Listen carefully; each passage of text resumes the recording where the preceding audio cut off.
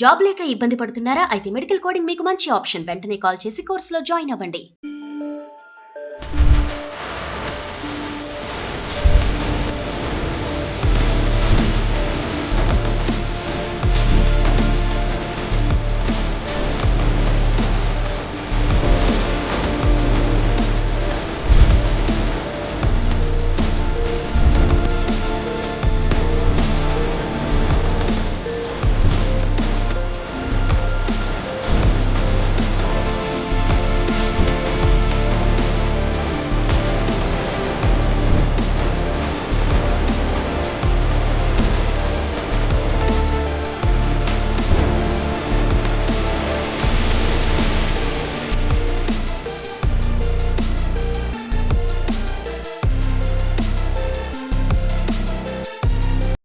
I'm the certified assistant faculty of Transco Solutions.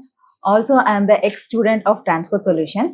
నేను ఇక్కడే coaching తీసుకొని పాస్ అయ్యి అండ్ ఇక్కడ ఇన్స్టిట్యూట్ యొక్క రూల్స్ అండ్ రెగ్యులేషన్స్ కానీ సబ్జెక్ట్ నాలెడ్జ్ కానీ నాకు ఎవ్రీథింగ్ నచ్చి నేను మళ్ళీ ఇక్కడ వేకెన్సీకి అప్లై చేశాను అసిస్టెంట్ ఫ్యాకల్టీగా. అండ్ ఇక్కడ స్టూడెంట్ అయ్యి ఉండి ఎక్స్పీరియన్స్ లేకపోయినా సార్ నేను కన్సిడర్ చేసి సార్ స్టూడెంట్స్కి ఇచ్చే సబ్జెక్ట్ నాలెడ్జ్ మీద సార్కి ఒక బిలీవ్ చేసి సార్ నన్ను రిక్రూట్ చేసుకున్నారు. Thank you so much sir for that. And ఇక్కడ జాయిన్ అయిన తర్వాత స్టూడెంట్స్కి ఆ సబ్జెక్ట్ నాలెడ్జ్ గెయిన్ చేయడానికి నేను హెల్ప్ చేస్తున్నాను.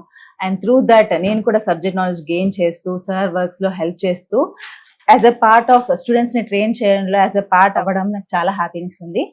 And if anyone wants to join in Transco Solutions for the medical coding career, without any doubt, you can join and you can achieve your dreams like me. I'm Shanti Jyoti అండి. Administration part అంతా మేము చూసుకుంటా ఉంటాను. నేను main thing వచ్చి ఇక్కడ discipline గురించి చెప్తున్నారు, స్ట్రిక్ట్ గురించి చెప్తున్నారు. ఇవన్నీ కూడా ఉంటేనే సిపిసి క్రాక్ చేయటం ఈజీ అవుతుంది. సో ఈచ్ పాయింట్ అనేది ఇంటర్లింక్డ్ గా ఎగ్జామ్ బేసిస్ మీద హెల్ప్ అవుతుంది అనమాట వీళ్ళకి. సో ఇప్పుడు మీరు చూస్తున్నది ల్యాబ్, సిస్టమ్స్ ల్యాబ్. సో ఇక్కడ వీళ్ళకి మేము ప్రాక్టీస్ చేపించేది పేపర్ మీద ఎగ్జామ్స్ ప్రాక్టీస్ చేపిస్తాం, యాజ్ వెల్ యాజ్ ఇప్పుడు ఫ్యూచర్ కి టెక్నాలజీని బట్టి మీకు ఎగ్జామ్ ప్యాటర్న్స్ మారుతున్నాయి, దాన్ని బట్టి కూడా సిస్టమ్స్ లో కూడా ప్రాక్టీస్ చేపిస్తాం. ప్రాక్టీస్ అంటే వాళ్ళలో ఉండే బెస్ట్ ని అవుట్పుట్ ని బయటకు తీయడానికి చూస్తాం, యాజ్ వెల్ యాజ్ వాళ్ళలో ఉండే డ్రాబ్యాక్స్ ని అవుట్కమ్ చేయడానికి, వాళ్ళకు ఉండే ఫియర్ ని పోగొట్టడానికి, కాన్ఫిడెన్స్ ఇప్పించడానికి కూడా మేము ప్రాక్టీస్ చేస్తాం. ఇప్పుడు మీరు ఇన్ అండ్ అరౌండ్ చూస్తే మేము ఫ్యాకల్టీస్, అసిస్టెంట్ ఫ్యాకల్టీస్ వీళ్ళకి గైడ్ చేయడానికైనా మీరు చూస్తూ ఉంటే తెలుస్తూ ఉంటుంది. ఎవరో ఒకరు మానిటర్ చేస్తూనే ఉంటాం each and everything. Time management రావాలి అంటే ఎగ్జామ్ క్రాక్ చేయడానికి time manages is most important. Subject knowledge ఎలా మధుసూదన్ సార్ ఇస్తున్నారో టైం మేనేజ్మెంట్ మీద కూడా ఫుల్ ఫోకస్ పెడతారు సార్. ఫోకస్ పెట్టినప్పుడు వాళ్ళు రిజల్ట్, ఏ రిజల్ట్ అయినా each and every test result monitor చేస్తారు. ఇన్ కేస్ మార్క్స్ తక్కువ వస్తున్నాయంటే రిపిటేషన్స్ పెట్టిస్తారు. Repetitions 1 or 2 times repeated practice చేయటం వల్ల సేమ్ క్వశ్చన్స్, ఒక్కొక్కసారి కొత్త కొత్త క్వశ్చన్స్ ఇలాంటివన్నీ ప్రాక్టీస్ చేయించి దానికి రీజనింగ్ ఆన్సర్స్ మీద ఎక్స్ప్లెనేషన్స్ కూడా మీకు ఉంటాయి అన్నమాట. ఇవన్నీ ఇక్కడ చేయించినా కూడా మళ్ళీ వాళ్ళకి ఇంట్లో కూడా ప్రాక్టీస్ ఉండటానికి even we will forward question papers to the mail also with explanation which help them to practice at home. వాళ్ళు ప్రాక్టీస్ చేసుకోవడానికి ఇంకా ప్రాక్టీస్ చేయడానికి మేము ఇస్తానే ఉంటాం. అది కాకుండా ఇక్కడ కూర్చోపెట్టి సిస్టమ్ ఎగ్జామ్స్ ముందు 10 days మార్నింగ్ వాళ్ళు 8 o'clock క్లాస్ స్టార్ట్ అవుతుందండి. బట్ చాలా మంది మార్నింగ్ 6 నుంచి 7 నుంచి వచ్చేసి ఇక్కడ మా కోసం వెయిట్ చేసి క్లాసెస్ కోసం అని వాళ్ళు వచ్చి వెయిట్ చేసి డిసిప్లిన్ కూడా మాకు నచ్చుతుంది. కొంతమంది చాలా ఫోకస్డ్గా ఉంటారు, ఎలాగైనా క్రాక్ చేయాలి, సార్ చెప్పించిన సబ్జెక్ట్ మనం ఎలాగైనా క్రాక్ చేసి చూపించుకోవాలన్నట్టు చాలా ఎంతో దూరం నుంచి వస్తుంటారు. చాలా అలాంటి వాళ్ళ కోసం సార్ ఏం చేయాలి అని అనుకుంటారంటే ఇంకా ఇవ్వాలి. వాళ్ళని నిద్రపోనీరు, మమ్మల్ని నిద్రపోనీరు. సార్ అంత అలా ఫోకస్డ్ గా వాళ్ళకి సబ్జెక్ట్ ఇవ్వడానికి చూస్తూనే ఉంటారనమాట. సో ఇది till 5:30 వాళ్ళు మాకు ఇచ్చిన ఈ రోజు డే టార్గెట్ కంప్లీట్ అయ్యేంత వరకు వాళ్ళు కూడా అలాగే కోఆపరేట్ చేస్తారు. వాళ్ళు రిజల్ట్ కోసం కోఆపరేట్ చేస్తారు. వాళ్ళు ఉన్న నెగటివిటీస్ అంతా కూడా, అంటే ఎక్కడైనా డ్రాబ్యాక్స్ ఉంటే దాన్ని ఓవర్కమ్ చేసుకోవడానికి ప్రాక్టీస్ చేస్తూనే ఉంటారు. డౌట్స్ ఉంటే అడిగితే చెప్పడానికి కూడా మా దగ్గర అసిస్టెంట్ ఫ్యాకల్టీస్, సార్ గైడెన్స్ అన్నీ ఉంటాయి. సో వీళ్ళ ఎగ్జామ్స్ ఎంత ఇంపార్టెంట్ అన్నట్టు సార్ ఫీల్ అవుతారంటే ఈవెన్ నేనైనా సరే మా బాబుకి యాన్యువల్ ఎగ్జామ్స్ ఉన్నాయి అయినా దాన్ని పక్కన పెట్టుకుని మా వాళ్ళని మేము వదిలేసి మా పిల్లలు వీళ్ళ ఎగ్జామ్స్ మాకు ప్రియారిటీ. సో వీళ్ళు హ్యూజ్ అమౌంట్, హ్యూజ్ టైం వాళ్ళ కెరియర్ కోసం వస్తున్నది, వాళ్ళకు ఒక లైఫ్ సెటిల్ అవుతే వాళ్ళ లైఫ్ బాగుంటుంది, నెక్స్ట్ నెక్స్ట్ నెక్స్ట్ అంతా కూడా బాగుంటుంది అన్నట్టు మేము మా రెస్పాన్సిబిలిటీస్ ఎన్నున్నా కొంచెం పక్కన పెట్టుకుని ఎగ్జామ్స్ ఉన్నప్పుడు మాత్రం అసలు వాళ్ళని ఫుల్ టార్గెట్ చేసి చదివిస్తూనే ఉంటాం. ఇదే మా ఫోకస్. సో మీరు ల్యాబ్ అన్నారు కదా, ఇదే అనుకుంటున్నారు ఇదే. స్టూడెంట్స్ అందరు ఉన్నారా? సో వీళ్ళందరూ ఎగ్జామ్ కి ప్రిపేర్ అవుతున్నారు. వీళ్ళకందరికీ సాటర్డే సండే ఎగ్జామ్ ఉంది. సో ఇది కంప్యూటర్ ల్యాబ్, మేము Okay. కొత్తగా ఎస్టాబ్లిష్ చేసాం దీన్ని. ఓకే. యాక్చువల్గా ఇంతకుముందు అంతా కూడా ఈ బుక్స్ లోనే ప్రిపరేషన్ ఉండేది, కానీ ఇప్పుడు ఏంటి అంటే కొత్తగా రూల్స్ మారుతున్నాయి అండ్ డిజిటల్ బుక్స్ వస్తున్నాయి. ఈ డిజిటల్ బుక్స్ వచ్చినప్పుడు వాళ్ళు ఎగ్జామ్స్ కూడా డిజిటల్ బుక్స్ లో రాయాల్సి ఉంటుంది. అందుకని చెప్పి ఇప్పుడు దానికోసమని we establish this laboratory which is 50 seater. Okay, at a time 50 computers ఉంటాయి, ఇక్కడ 50 ల్యాప్టాప్స్ ఉంటాయి. ఈ 50 ల్యాప్టాప్స్ లో స్టూడెంట్స్ కూర్చొని ఎగ్జామ్స్ రాసుకోవడానికి మేము ప్లాన్ చేస్తున్నాం. ఓకే, ఫర్దర్ కి మీరు డిజిటల్ ఎగ్జామ్స్ ఉంటాయి అంటున్నారు కాబట్టి సో దానికోసం మీరు ప్రిపేర్ చేయడానికి ల్యాబ్ పెట్టారంట. Yes. Okay. So main exam ఏ మోడల్లో ఉంటుందో Hmm. అదే మోడల్లో ఎగ్జామ్ రాపించడం కోసం మేము ప్రయత్నిస్తున్నాం. ఓకే. అంటే అక్కడికి వెళ్ళిన తర్వాత వాళ్ళు కన్ఫ్యూజ్ అవ్వకుండా, అక్కడికి వెళ్ళిన తర్వాత కొత్తగా అనిపించకుండా, ఇక్కడే అలాంటి ఎగ్జామ్స్ ఒక 2-3 రాసి వెళ్తే అక్కడికి వెళ్ళిన తర్వాత ఈజీగా ఉంటుంది అనేది మా ఆలోచన. సో దానికోసం అని చెప్పేసి దీన్ని ఎస్టాబ్లిష్ చేయడం జరిగింది. So this is the first time in India that we are establishing a digital laboratory and for the purpose of examination. మీరు ఏదైనా ఇన్స్టిట్యూట్కి వెళ్ళినప్పుడు ఫ్యాకల్టీ జెనైనా కాదా, ఎవరు మీ ఫ్యాకల్టీ, వాళ్ళ సర్టిఫికేషన్స్ ఏంటి, వాళ్ళు ఎప్పుడు సర్టిఫికేషన్ ఎన్ చేశారు, ఎన్ని రోజుల క్రితం సర్టిఫికేషన్ వచ్చింది, ఇవన్నీ తెలుసుకోవాలి అని అంటే ఏఏపిసి ప్రతి సర్టిఫైడ్ కోడర్కి ఒక యూనిక్ మెంబర్ ఐడి ఇస్తుంది. మీరు వెళ్ళినప్పుడు ఆ ఇన్స్టిట్యూట్కి వాళ్ళు చెప్తారు మా ఫ్యాకల్టీకి 10 years ఎక్స్పీరియన్సు అని. ఫస్ట్ మీరు అది మాట అడగండి, ఆ మెంబర్ ఐడి ఇవ్వమని చెప్పి అడగండి. ఆ మెంబర్ ఐడి తీసుకోండి. ఆ మెంబర్ ఐడి తీసుకొని ఏఏపిసి వెబ్సైట్కి వెళ్ళండి. You go to ఏఏపిసి website. This is ఏఏపిసి website. So first aapc.com అనే వెబ్సైట్కి వెళ్ళండి. ఇక్కడ సర్టిఫికేషన్స్ దగ్గర క్లిక్ చేయండి, వెరిఫై ఏ క్రెడెన్షియల్. అది క్లిక్ చేయగానే ఇలా వస్తుంది. మీరు ఇక్కడ ఏ పర్సన్ సర్టిఫికేషన్స్ ఎన్ని ఉన్నాయో తెలుసుకోవాలి అనుకుంటే, ఆ పర్సన్కి ఎప్పుడు ఆ సర్టిఫికేషన్ వచ్చిందో తెలుసుకోవాలి అనుకుంటే ఆ పర్సన్ మెంబర్ ఐడి ఇక్కడ పెట్టండి. మెంబర్ ఐడి పెట్టిన తర్వాత ఆ పర్సన్ లాస్ట్ నేమ్ ఏంటి పెట్టండి. ఆ పర్సన్ లాస్ట్ నేమ్, ఇప్పుడు నా నేమ్ పెడుతున్నా, నేను నా మెంబర్ ఐడి పెడుతున్నాను, నేను నా లాస్ట్ నేమ్ కొత్త పెట్టిన తర్వాత ఇప్పుడు ఇక్కడ ఏం లేదు చూడండి. ఇప్పుడు నేను వ్యాలిడేట్ అని కొట్టగానే మొత్తం ఈ పర్సన్ రిలేటెడ్ హిస్టరీ మొత్తం బయటకు వచ్చేస్తుంది. ఇందులో చూడండి ఏ సర్టిఫికేటు ఏ ఇయర్లో ఏ డేట్న ఎర్న్ చేశాడు, అది ఏ డేట్న రెన్యువల్ డేట్ ఉంది, అది యాక్టివ్గా ఉందా లేదా, దాని స్టేటస్ ఏంటి, మొత్తం బయటకు వచ్చేస్తుంది. ఇప్పుడు నేను ఆల్రెడీ చెప్పాను 2008లో నేను సర్టిఫికేషన్ వచ్చింది నాకు సిపిసి సర్టిఫికేషన్ అని. ఫస్ట్ టైం ఇండియాలో ఏఏపిసి సర్టిఫికేషన్ ఎగ్జామ్ కండక్ట్ చేయడం 2008లో. ఆ కండక్ట్ చేసిన ఇయరే నేను రాశాను. ఇప్పుడు చూడండి నా సిపిసి సర్టిఫికేషన్ దగ్గర April 27, 2008 అని ఉంది. ఈ డేట్న నేను ఎర్న్ చేశాను ఈ సర్టిఫికేషన్ని. అది renewal date next year and that certification is active. అలాగే ఇక్కడ డిఫరెంట్ సర్టిఫికేషన్స్ డిఫరెంట్ డేట్స్లో అర్న్ చేసింది ఏ డేట్నా అని క్లియర్గా మీకు అనిపిస్తుంది. ఇలా వెరిఫై చేసుకొని మాత్రమే, ఫ్యాకల్టీ ఎవరు కనుక్కొని మాత్రమే జాయిన్ అవ్వండి. పోయిన బ్యాచ్లో స్టూడెంట్లే నెక్స్ట్ బ్యాచ్లో ఫ్యాకల్టీస్గా చెప్తున్నారు, మీరు మోసపోకండి అండ్ మీ డబ్బులు వృధా చేసుకోకండి.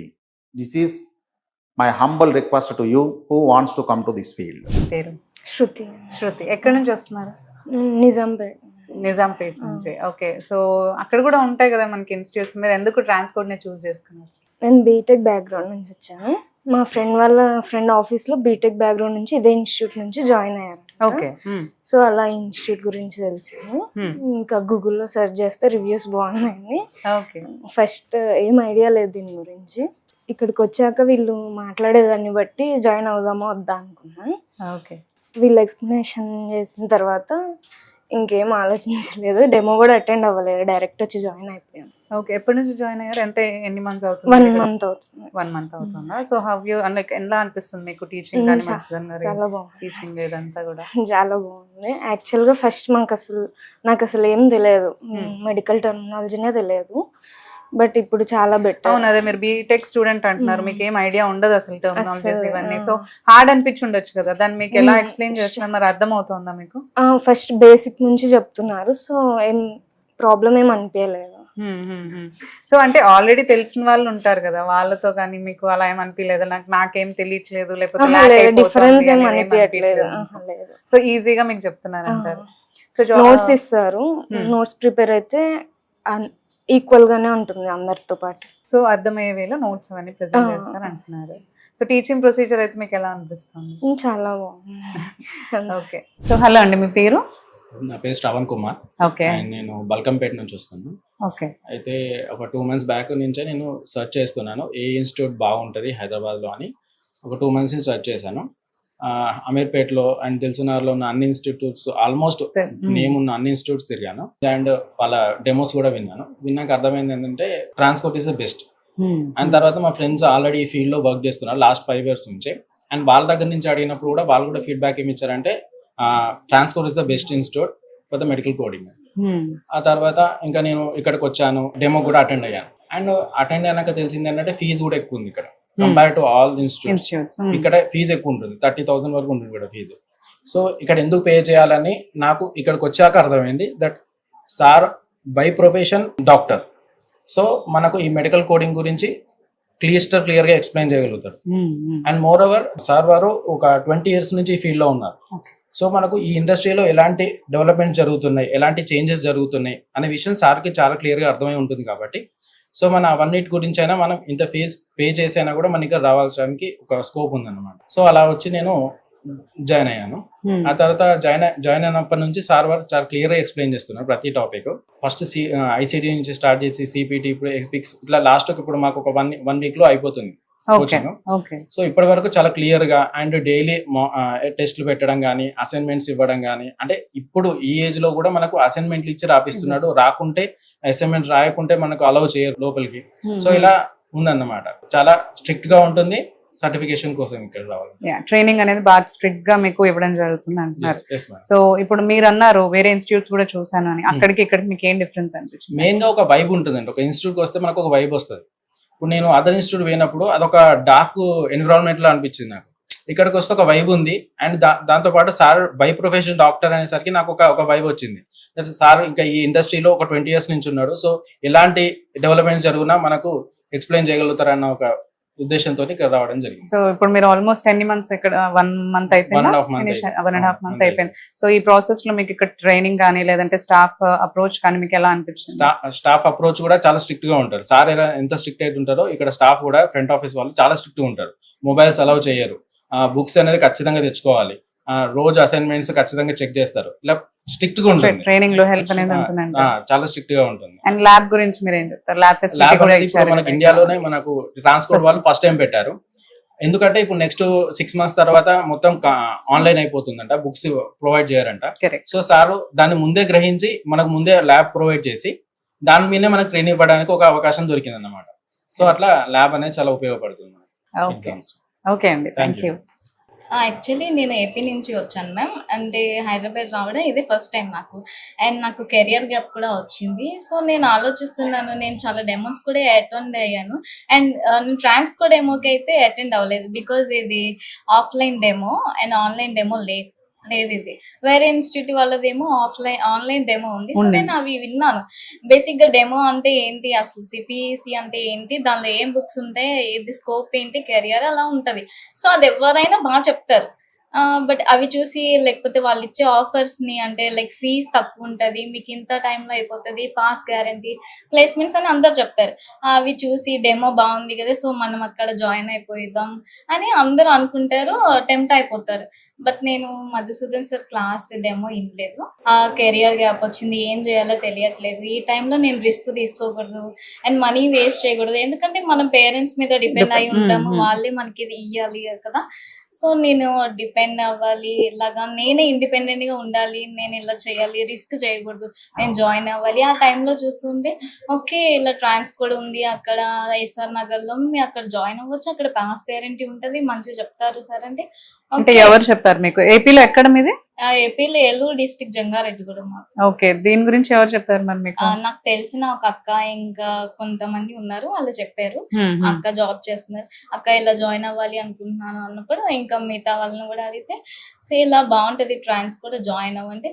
ఇంకా ఇక్కడ ఏపీ నుంచి వస్తున్నామంటే మనం ఇక్కడ స్టే చేయడానికి హాస్టల్ ఇవన్నీ చూసుకోవాలి, కొత్త మనం అన్ని చూడాలి ఇలా అని చెప్పి సరే వెయిట్ చేసి ఇంకా నేను ట్రాన్స్పోర్ట్ డిసైడ్ అయ్యాను. ఇంకా ఇక్కడ డైరెక్ట్ వచ్చి నేను మా పేరెంట్స్ కి చెప్పి డైరెక్ట్ ఇక్కడ వచ్చి నేనే రిజిస్ట్రేషన్ అయ్యి వాళ్ళని తీసుకొని వచ్చి జాయిన్ అయ్యాను.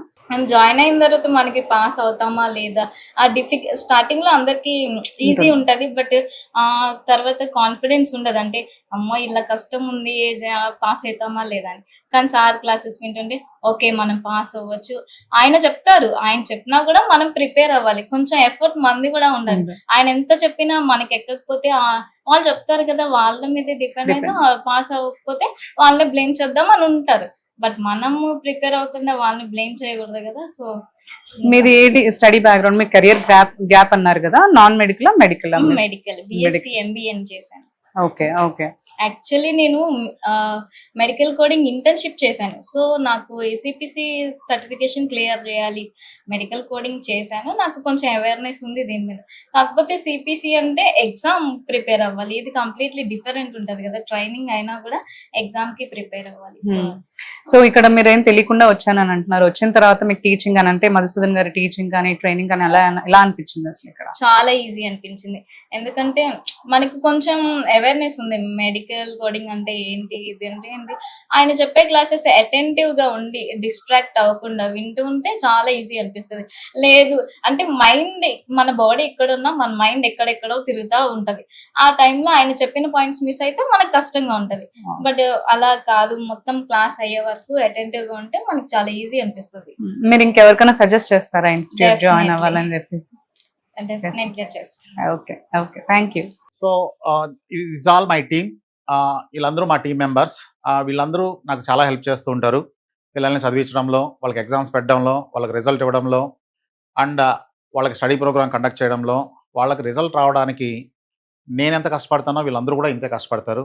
ఇంతమంది స్టాఫ్ ఉంటారు, ఒకరు కాకపోతే ఒకరు వచ్చి చదివించడం కానీ, పిల్లలందరినీ డిసిప్లిన్గా కూర్చోబెట్టడం కానీ, అండ్ వాళ్ళకి ఎగ్జామ్స్ కండక్ట్ చేసిన తర్వాత వాళ్ళ పేపర్స్ కరెక్షన్ చేయడం కానీ, వీటన్నిటిలోనూ మా టీం అంతా సపోర్ట్ చేస్తుంది. So this is my team. Thank you.